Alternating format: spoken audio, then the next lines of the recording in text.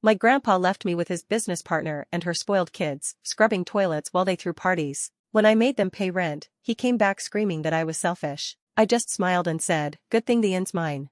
The night the strangers arrived, the sea mist was so thick you could barely see the streetlights glow. My name is Ivy Malone. I'm 18 years old. I live in Belle Harbor, a crumbling little town on the Oregon coast that most folks forget even exists. I've lived at the Driftwood Inn with my grandfather since I was 5, ever since the sea took my mother away. The inn had always been our world. Its wood-beamed ceiling sagged under the weight of time. The smell of salt air clung to every curtain, every old book, every worn quilt. Sometimes, when the wind rattled the storm lanterns on the porch, I swore I could still hear my mother's laugh drifting through the halls. Grandpa and I kept the place alive, barely. Summers brought a few tourists who didn't mind the peeling paint and sloping floors. Winters were just us and the storm clouds. So when Grandpa called me into the front parlor that evening, I didn't think much of it. Probably just some lost traveler needing a room. Instead, there she was, Corinne. A woman in sharp heels and a sharper smile, dressed like she was ready to walk into a boardroom, not an old seaside inn. Next to her stood a boy about my age, all cocky grin and easy charm, and a girl with platinum blonde hair who looked at me like I was something she'd scrape off her shoe.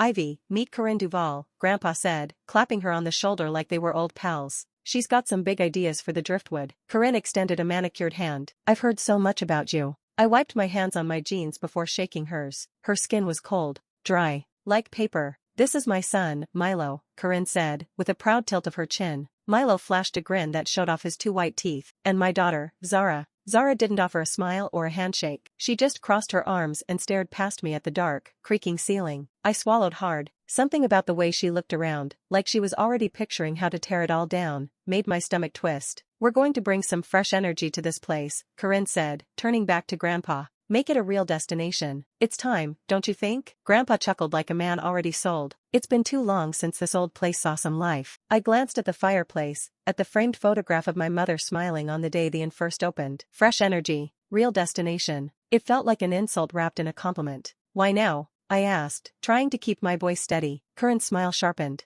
Opportunity knocks, Ivy. You just have to be smart enough to open the door. Milo winked at me like we shared some inside joke. Zara rolled her eyes so hard I thought she might fall over. The room felt too small, the air too thick. I shifted my weight, heart pounding, wishing I could just walk away. But Grandpa was still grinning, clapping Milo on the back, chatting about plans and upgrades and dreams I hadn't been invited to share. In the corner, the old storm lantern swayed in the breeze leaking through the cracked window. The ghosts of this place, my mother's laughter, the warm nights reading by the fire, the silent promise that it was still ours, they didn't belong here anymore. Neither, it seemed, did I. 2 days after Corinne and her kids showed up, Milo moved into my attic room like he owned it. Grandpa barely looked up from the breakfast table when Corinne announced it over toast. The attic's got the best sea view, she said brightly, buttering a croissant she definitely hadn't baked. Milo should take it. Ivy can move to the basement, it'll be cozy. Cozy, sure. If you liked low ceilings, mildew stains, and walls that wept in the winter. I opened my mouth to argue, but Grandpa just waved his hand. Whatever makes sense.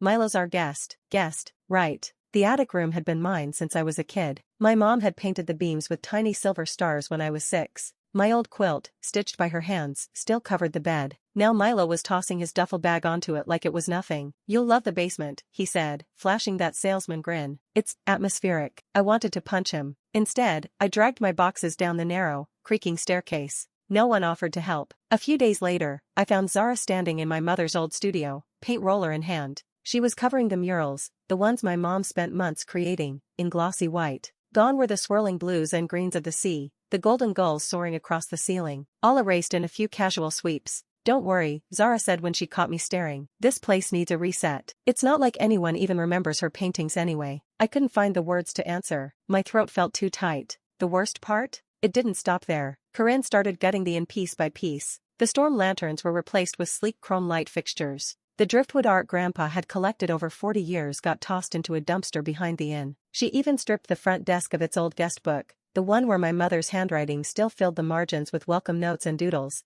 and replaced it with a shiny new iPad. When I tried to speak up, to tell Grandpa this wasn't right, he just gave me a tired smile. It's time, Ivy, he said, like he was comforting a stubborn child. Change is good, maybe for him, not for me. One night, not long after Zara whitewashed the last mural, I was heading to the kitchen for water when I found her waiting for me in the hallway. She leaned against the wall, arms crossed, a half-smile playing on her lips. You know, she said, her voice low and sweet like poison, you're not cut out for this place. I froze. You don't belong in a real business, she added, pushing off the wall and sauntering past me without waiting for a response. Best to stay out of the way. I stood there for a long time after she was gone, clutching my empty glass, staring at the clean, white walls where my mother's waves used to dance. I didn't say a word, not to her, not to Grandpa. But somewhere deep inside, something started to crack, and I had a feeling it wasn't going to be pretty when it broke. About a week after Corinne redecorated the hole into something cold and unfamiliar, Grandpa got a letter. It came in one of those stiff, important-looking envelopes, and he sat hunched over it at the breakfast table, lips moving as he read it twice, 3 times. Corinne hovered nearby, pretending to fuss with a coffee mug. I saw the glint in her eye before he even said anything. They're offering me a position, Grandpa said, voice full of something that almost sounded like hope. Consulting on cruise ships. They want me to travel. I blinked. Like, leave? For a little while, he said quickly. Just a few months at a time. Corinne laid a hand on his arm, her smile practically gleaming. You deserve this. After everything you've given to this place. It's time to enjoy life. He chuckled, still a little dazed. Maybe I'll finally see the world, huh? I couldn't breathe. The world? I barely saw him now, and he lived under the same roof. The very next morning, he was gone. He left a note, tucked neatly under the sugar jar like it was nothing more than a grocery list. Be good. Listen to Corinne. The driftwood inn didn't feel like home anymore. It felt like a trap. Corinne wasted no time. The second Grandpa's car disappeared down the misty road, she called a family meeting in the parlor. She stood by the fireplace like a queen, her voice honey-sweet but hard underneath. Ivy, she said, since we're all family now, it's only fair we each take on roles here. For the good of the business. She handed me a printed schedule. Tight blocks of time. Cleaning, booking, laundry, food prep, front desk coverage. No pay listed anywhere. Meanwhile, Milo was barely around. I caught a glimpse of him once or twice, usually slipping into town with a girl hanging off his arm. And Zara? Zara lounged by the fireplace with a cocktail, scrolling on her phone like she was the one on vacation. I tried to push back. I really did. This isn't fair, I said one night, standing stiffly across from Corinne while she flipped through a design magazine. She didn't even look up. Your family, Ivy. This is what family does. Family. The word sounded like an insult coming from her mouth. The days blurred together after that. I scrubbed bathrooms while Corinne ordered new chrome fixtures from catalogs. I answered the front desk while Milo posted party videos online. I baked muffins at dawn while Zara snapped selfies for her coastal aesthetic Instagram page. And every night, after closing up the kitchen, I walked through the empty halls and felt the walls leaning in closer, like the hole in was holding its breath, waiting for me to either fold completely or finally fight back. I wasn't sure which one would happen first. It happened late one night, after another double shift where I barely sat down except to tie my sneakers tighter. I found it waiting for me under my bedroom door, a folded letter in thick, fancy paper, like something you'd send a wedding invite on. At first, I thought it was a mistake. Maybe something for Corinne or one of the guests. But then I read it. Effective immediately, as a legal adult, you are expected to contribute $600 monthly toward the operation of the Driftwood Inn. My hand shook. It wasn't a conversation. It wasn't a question. It was an ultimatum. I stormed upstairs, still in my apron, still smelling like bleach and burnt toast. Corinne was curled up in the parlor, glass of wine in hand, flipping through a thick catalog of hotel furniture. I slapped the letter down on the coffee table. What is this? She took a long sip before answering, not even bothering to look guilty. It's called fairness, Ivy. Everyone needs to pitch in. Everyone? I demanded. Milo and Zara, too? Corinne set her glass down carefully, like she was explaining something very complicated to a very slow child. They contribute in other ways, she said smoothly. Zara's marketing the inn online. Milo's, building connections. I stared at her. Zara was posting pictures of herself sipping mocktails in a bathrobe. Milo was God knows where, probably charging drinks to the inn's account. And me? I asked, my voice flat. Scrubbing toilets at 5 in the morning isn't contributing? Corinne smiled, a little tilt of her head like she was talking to a dog that couldn't quite learn a trick. This is what real responsibility looks like, Ivy. If you want to live in the adult world, you have to start paying your way. I stood there, the heat rising up my neck, my hands curling into fists at my sides. And for the first time since she walked through our door, I didn't just swallow it. I didn't just nod and go back to work. I looked her dead in the eye and said, very calmly, actually, you're wrong. Corinne blinked, thrown off by my tone. I leaned forward, every word sharp as broken glass. The inn doesn't belong to Grandpa. It doesn't belong to you. It belongs to me. Silence. You could have heard the ocean crashing 2 streets away. Corinne laughed, a quick, brittle sound. Sweetheart, you're confused. No, I said, smiling thinly. I'm not. Check the town records if you don't believe me. My mom left it to me. Grandpa never transferred the deed. Her face twitched, just for a second. That perfectly smooth mask slipped. She opened her mouth to argue, but no sound came out. I picked up the rent letter, folded it neatly, and tucked it into my back pocket. You want fairness, Corinne? I said softly. You'll get it. Then I turned and walked out, leaving her staring after me, her wine glass trembling just slightly on the table. The inn was still mine. She just didn't know yet how much she was about to lose. Corinne tried to act like my bombshell didn't rattle her. The next morning, she floated around the kitchen in a silk robe, humming like nothing had happened. But her smile was too wide, her movements too sharp, like she was forcing herself to look relaxed. I played along. I cleaned the counters, stocked the coffee bar, answered the phones, all while waiting. By mid-afternoon, she finally snapped. "We should have a chat," she said sweetly, cornering me in the sunroom. "Sure," I said, wiping my hands on a towel. I already knew where this was heading. Corinne leaned in, dropping the fake warmth. "Listen, Ivy, you're young, emotional. These things get messy. Legal documents can be complicated." I raised an eyebrow. "Pretty simple, actually. Town records show the Driftwoods deed is still in my mother's name, and I'm her heir." She laughed, a brittle little sound. "Heir? Come on. This isn't some fairy tale." I shrugged. "Feel free to double-check. Talk to Grandpa if you want." For the first time since she arrived, I saw fear crack through her mask. She wasted no time. That night, I heard the creak of Grandpa's voice over a video call. He sounded tired, the way people do when they're trying to convince themselves they made the right choices. "Ivy's telling the truth," he said, rubbing his forehead. "The inn was always meant to be hers.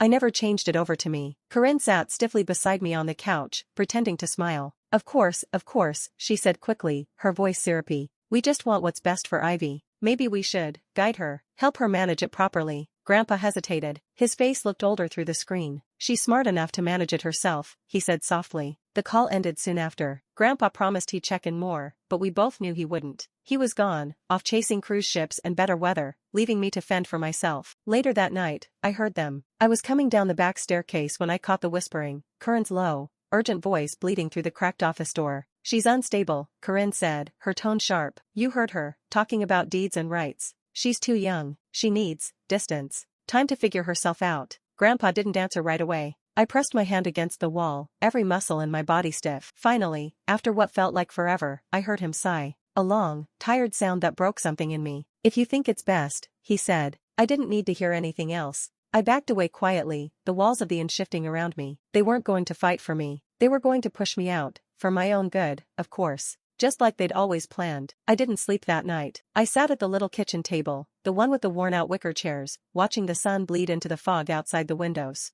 By the time the house started to stir, creaky floorboards, running water upstairs, Zara's heels clicking over the landing, I had a plan. I set the breakfast table like always. Laid out the chipped mugs, a pot of cheap coffee, a plate of store-bought muffins because nobody baked anymore. Corinne floated down first, wearing a blazer like she had some meeting scheduled with destiny. Milo and Zara followed, yawning and pretending to be tired from all the hard work they weren't doing. I waited until they were seated, buttering muffins, checking their phones, pretending I didn't exist. Then I cleared my throat. "Starting this month," I said, steady and loud, "everyone pays rent, including the golden children." Corinne froze, her knife halfway through a muffin. Milo jerked in his chair so fast he knocked his orange juice over. It spread across the table, soaking into Zara's phone case. Zara slammed her hand down, glaring. "What are you talking about?" I leaned back in my chair, arms crossed. "You wanted a business?" I said, smiling thinly. "Let's run it like one." Corinne tried to recover first. She set her knife down carefully, folding her hands like some prim etiquette coach.